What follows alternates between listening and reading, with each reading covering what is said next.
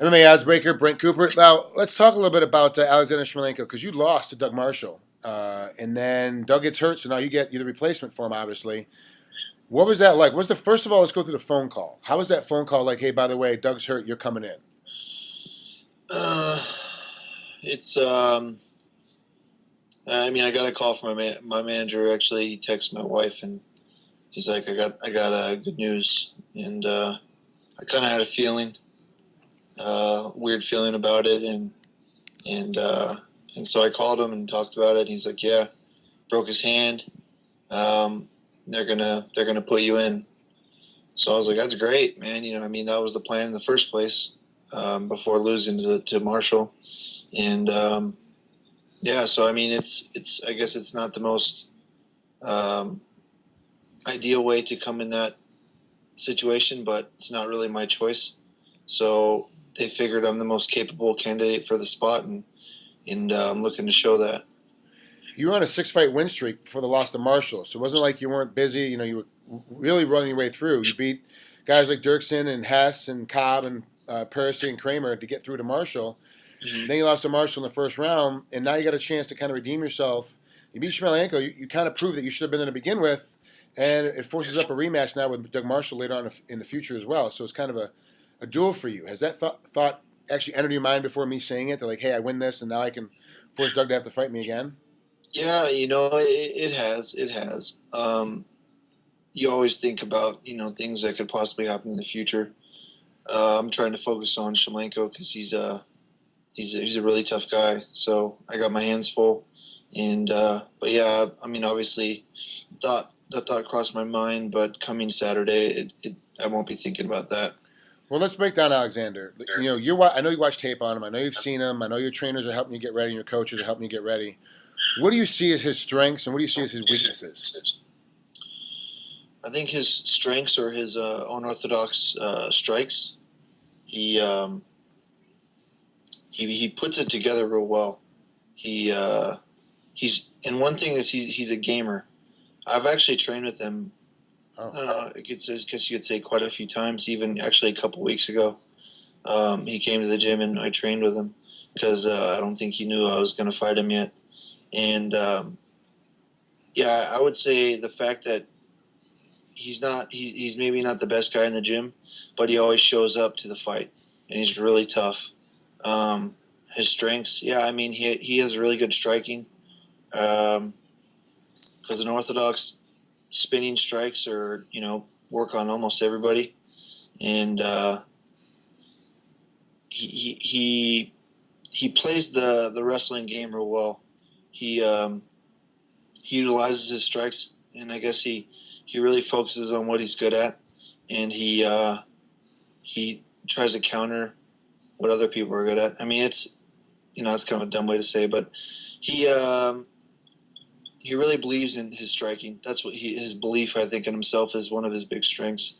Nice. But yeah, no, I would say his obviously his strikes and just his overall toughness and being a gamer. Before you get on to his weaknesses, will that training with him just a couple of weeks ago, will that help you in the fight, or will that hurt you in the fight? I think I think it'll help me. I mean, really, I've trained with him here and there for the last couple of years.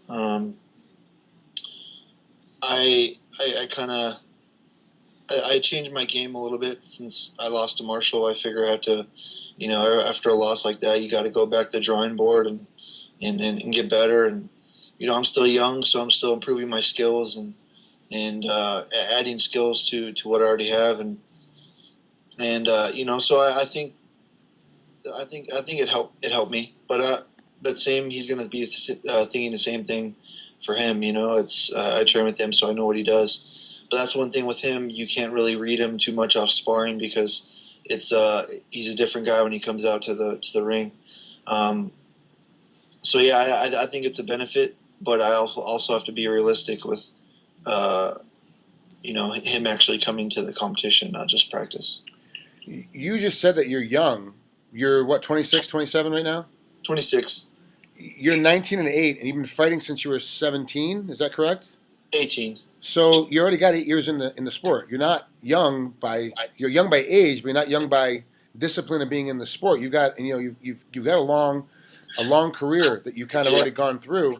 A lot of people are saying now that MMA fighters basically have like a 10-year, 12-year reign, and then that's pretty much done. That's as long as they can go in the sport. You're at Yeah. 8 years right now. Do you think you got a lot? You think you got more than 4 years left in you to fight?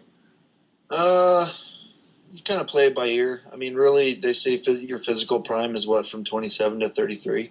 Yeah, It's depending on what the they guy. say. Yeah. So I'm looking to at least play that out. And I mean, it's obviously it can be a very unforgiving sport. Um, but yeah, I'm looking to definitely at least go till the end of my physical prime, and then I'm definitely going to be a coach, have my own gym, and that's definitely the next step in my career. Now let's move on. That's actually really good. Most guys they talk about being coaches, but they really don't mean it. And you and I have talked before about you coaching and wanting to like give back to the sport. They gave you so much, so it's Yeah, actually really good. It's gonna be good for the next generation of guys. Once you're done fighting and can concentrate on just being a coach, yeah, all these students will benefit from it greatly when it actually comes to fruition. yeah. You can really. I think generation after generation, you really can kind of find. You kind of like you find the shortcuts. You find more shortcuts here and there, and you find what to work on and what not to work on, stuff you don't really need to be concerned with. And yeah, I'm looking. I mean, I've always wanted to be a coach after I was done. And for me, guys that are truly, if you think about it from a martial arts perspective, a true master, then you should be able to teach what you can do. If you can't teach what you can do, then I mean, it's kind of not empty, but it's not. You're not really somebody to I don't know, to be looked up to in my eyes. You're just a really good athlete, and you can't teach what you do. To me, that's kind of like that's great, it's good, but I'd rather be somebody that can teach what I can do and help the younger generation accomplish the goals they want to accomplish. Now let's talk about Alexander's weaknesses. Let's touch on those real quick. What do you think that he needs the most improvement as a fighter? I think for him, he I think his strength is his weakness in a way, or his belief in his strength is his weakness, because he becomes so dependent on his striking that if he fights somebody that that comes up with a good game plan and has striking that can deal with that's a problem for him, because he's so used to people backing up and kind of being scared of his whole aura. And that's when he fought Hector Lombard had no respect for him. He just kind of came forward and threw back what he had at him. And I mean, he's improved a lot since then, for sure, big time. But that's kind of I think is his weakness, is when you respect him to a point where you have to, but you can't respect him too much. And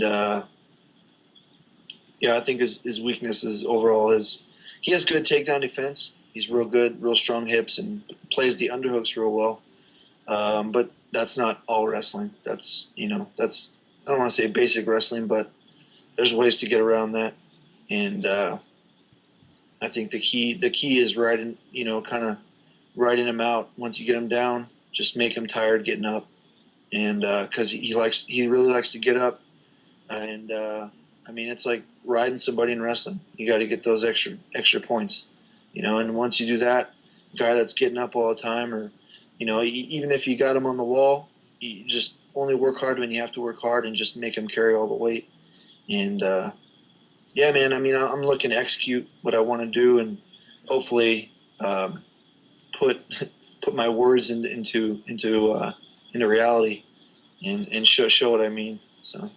Well, Brett, thanks for coming on here on MMA Oddsbreaker. I appreciate it. I know it's a Sunday, and I know it's your relaxing day, so I'll get you out of here. But It's good fine. luck against Alexander coming up here in a week or so. It's going to be fun. It's going to be a fun fight to watch. Yeah, for sure, man. Yeah, you guys tune in, man. Tune in to Spike TV. I think I don't know. The fight started at 6 Pacific. Yep, I think that's correct. Yep. Yeah, 6 Pacific, and I don't know. Am I the main event? I'm not Co-main. sure. You're the last time I checked, you're the co-main, but it switches. Okay. It flops. It could That's switch cool. up. So I'll probably be fighting around like 8:30 or so. Yeah. So yeah, tune in. I mean, it'll be a great fight no matter what happens, and I'm looking to come out of the W and make everybody proud of me. So, Thanks, Brett. We'll talk to you soon, buddy. all right, thanks, Frank.